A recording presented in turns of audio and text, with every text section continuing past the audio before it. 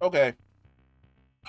So I try to keep it 100 with like my views on certain things, and I'm going to keep it 100 with like this is 100% unvarnished opinion. As it comes to anything, I always tell people to go out, experience it yourself to see where exactly you choose to land on a decision in regards to a form of media, whether you like it, whether you don't. I am mixed. There is a part of me that enjoys this movie. There is also a part of me that thinks this movie could have been better. So let me talk about what I like. Um, Christian Bale is fucking gore is fantastic, absolutely fucking fantastic. If to be quite honest, I feel as though he could have been the villain for an entire 3 movie arc for Thor, across the board 100%. He is that fucking good. Um, I would say by like the middle point, not even by the middle point, by the end point, you're kind of like, yo, can we get more of gore?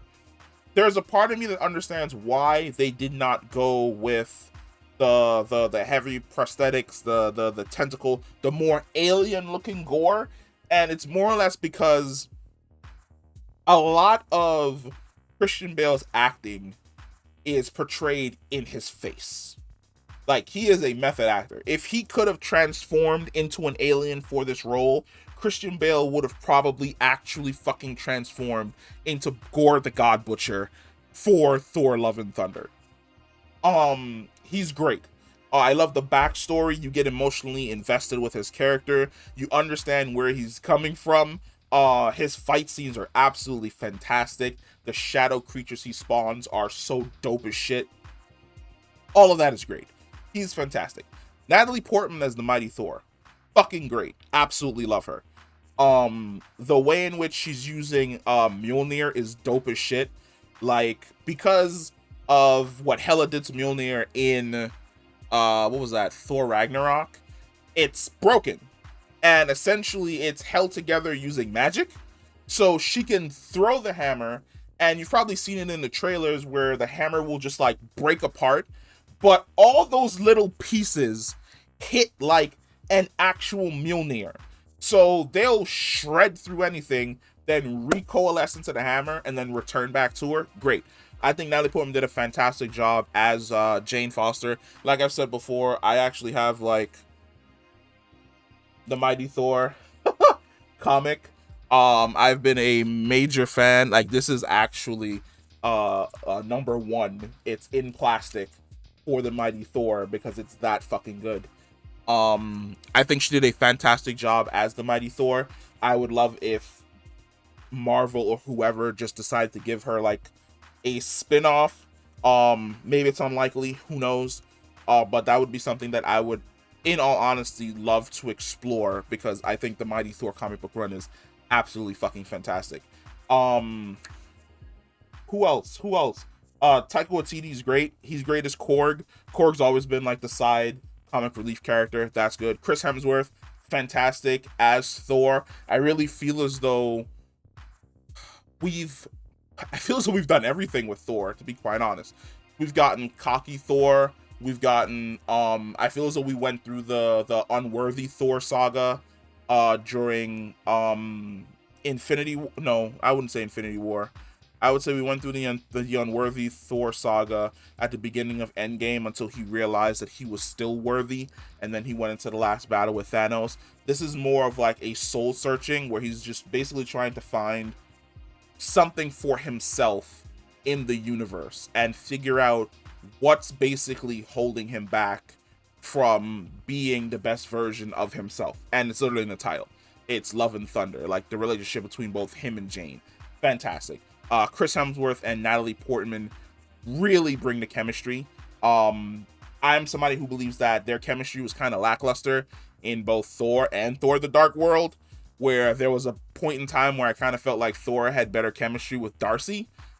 But this movie completely reinforces that. You get to see more of basically what their life was like away from the major events when they were living together and in a relationship, and you get invested in that. It's fucking great. Like, it's dope as shit. It's also funny as hell. I feel as though Thor's like normal life shit is always like super funny as he tries to acclimate himself with Earth. Meeting the gods and visiting the Heliopolis, and I think they call it like the omnipotent palace, the omnipotent city, the omnipotent realm, something along those lines. Seeing all the different gods and Easter eggs all around, dope as hell. Fucking love it. But there's something missing, and I don't know what it is. There's just it's been nagging me since I finished watching the movie, and it didn't stop nagging me at all, because it's great performances by all of the main actors and actresses. It's fantastic fight scenes and dope ass displays of power throughout, I would say, 2/3 of the film that keep you absolutely engaged. I went with a group of friends. 3 out of 4 of us were sitting forward. Me being the like super hypercritical, judgmental one was kind of sitting back, taking it all in. But then, you know, I got to be a little bit critical because I do this. But there is something that's missing from this movie, and I don't know what it is. And I think this is one of like the few times I'm actually going to turn to the community and ask you if you can figure out what that is for me. I'm going to be interested in really reading to see what you guys think about the movie, because I think it's an enjoyable movie. But like I said, it could have been better. If I was to scale it, it's probably slightly above Eternals, and Eternals would probably rank a little bit low for me. Because what have we had this year? We've had Spider-Man No Way Home. We've had Doctor Strange in the Multiverse of Madness. Was Eternals this year? I don't remember if Eternals was this year or not. Hold on. Marvel movies 2022. What did we get this year? I love that I typed in Marvel movies 2022 and it gave me Morbius. Whoever made this list, I should slap the shit out. I should slap the shit out of you across the board. Let's see. What have we had this year? We've had. This is an incomprehensive list that does not help me in any way, shape, or form. What is this? We're in phase 4. We've had Eternals was okay. So as of phase 4, I would say that this movie is above Eternals. Eternals is not the fucking weakest on this list.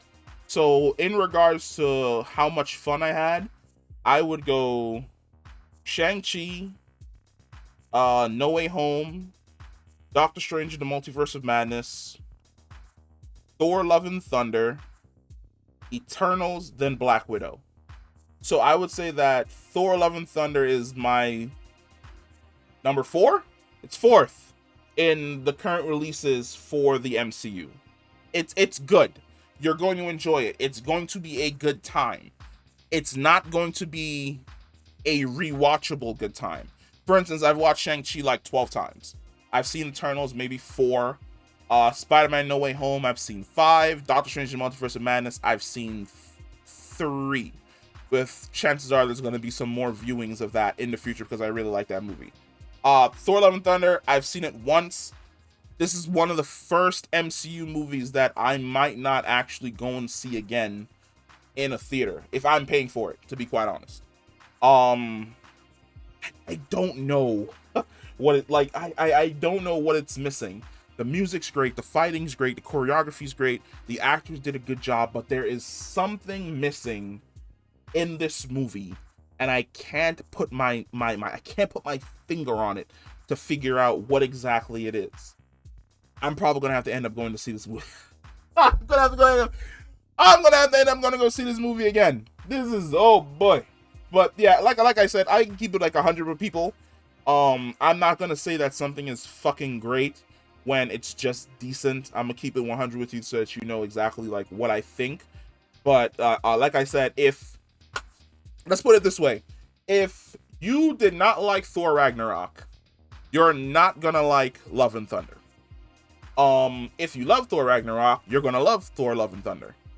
If you're somebody who thinks that the first two Thor movies are great, you're not gonna like this movie. I think this movie is good because I thought Thor Ragnarok was great. In my opinion, I feel as though Thor Ragnarok is the better put together movie.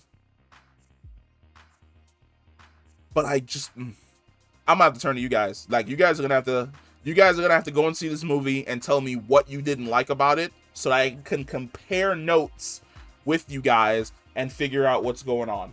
Because like I said, it's a good movie, but there's just something that didn't sit right with me. And I feel as though it's really gonna come down to pacing. I feel as though like the core of it all is probably going to be pacing. That I feel as though the pacing was kind of shitty. And because the pacing was shitty, it kind of messed up what otherwise would have probably been another great outing for Thor. But we'll see. Like I said, I'll go see it again because I have to do the spoiler talk. That spoiler talk's probably gonna drop on like Saturday, so I'll go see it tomorrow and I'll get back to you guys with the spoiler talk review. But yeah, that's it. Go see Thor Love and Thunder. It's a really good movie. It's not the best movie that's dropped in the what is this, phase 4? It's not the best movie that's dropped in phase 4. I still think that's Shang-Chi. But Shang-Chi. But yeah, go check it out. Let me know what you think, because maybe you'll be able to figure out what I didn't like about it that my brain can't figure out for itself. And I'll catch you in the next one. Peace.